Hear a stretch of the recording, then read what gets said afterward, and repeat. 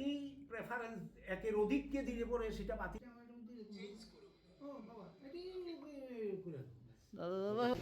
বার কাউন্সিলের ইলেকশন 2026 সেটা হবে 14 তারিখে। বার কাউন্সিলের ইলেকশন হবে সকাল 9টা থেকে বিকেল 4টা পর্যন্ত ভোট হবে।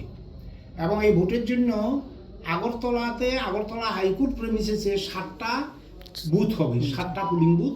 এবং আগরতলার বাইরে মোট 8টা পুলিং বুথ হবে বিভিন্ন ডিস্ট্রিক্ট হেডকোয়ার্টার বা সাব ডিভিশন হেডকোয়ার্টারে, যেখানে 20-র অধিক ভোটার আছে। সেখানে মোট 8টা সেন্টারে ভোট হবে। আর সবচেয়ে ইম্পর্টেন্ট হলো এই ভোটে যারা ভোট দেবে, যে লয়ারদের নাম আমাদের ভোটার লিস্টে ফাইনালি পাবলিশ ভোটার লিস্টে রয়েছে, প্রত্যেক ভোটারকে ফার্স্ট প্রেফারেন্স ভোট, এটা প্রেফারেন্সিয়াল ভোট, এটা কিন্তু নর্মাল ভোট নয়, নর্মাল পদ্ধতির ভোট নয়, প্রেফারেন্সিয়াল ভোট যে হেতু প্রত্যেক ভোটারকে ফার্স্ট প্রেফারেন্স ভোট দিতেই হবে।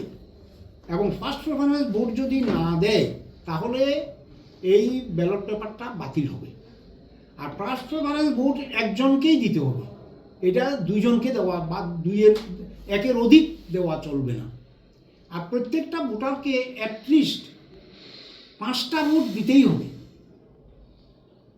মোট আমাদের 15টা সিট, 15টা সিটের মধ্যে একটা কোঅপ্ট করবে by bar council of India, সেটা একটা সিটে ভোট হবেই না।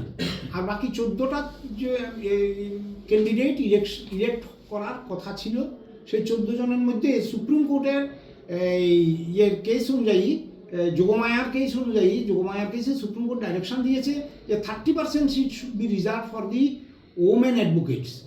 এবং এর কারণে 3টা পোস্ট রিজার্ভ থাকবে মহিলাদের জন্য। এবং এই আমাদের যখন নমিনেশন আমরা ইনভাইট করেছি তখন মহিলা ক্যান্ডিডেট ছিল 3 জনই। ফলে এই 3 জন মহিলা ক্যান্ডিডেট এই 3টা রিজার্ভ পজিশন অকুপাই করে ফেলেছে। That has been already approved by the high power election committee appointed by the Supreme Court. তো সুতরাং আমাদের এখানে ভোট হচ্ছে 11টা পোস্টের জন্য ত্রিপুরা বার কাউন্সিলে। আউট অফ 15 11টার জন্য ভোট হচ্ছে। 11টার জন্য ক্যান্ডিডেট হলো মোট 14 জন। এই 14 জনের মধ্যেই 11 জনকে ইলেক্ট করবে লয়াররা তাদের প্রেফারেন্সিয়াল ভোট দিয়ে। তো এটা হলো মোস্ট ইম্পর্টেন্ট পার্ট, হলো যে ভোট ফার্স্ট প্রেফারেন্স ভোট দিতেই হবে, ন্যূনতম 5টা ভোট দিতে হবে।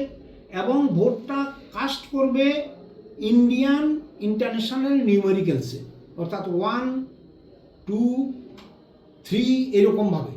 এটা ওয়ার্ডও দেওয়া যাবে না বা অন্য কোনো হরফে দেওয়া যাবে না, এইভাবে ভোটটা কাস্ট করতে হবে।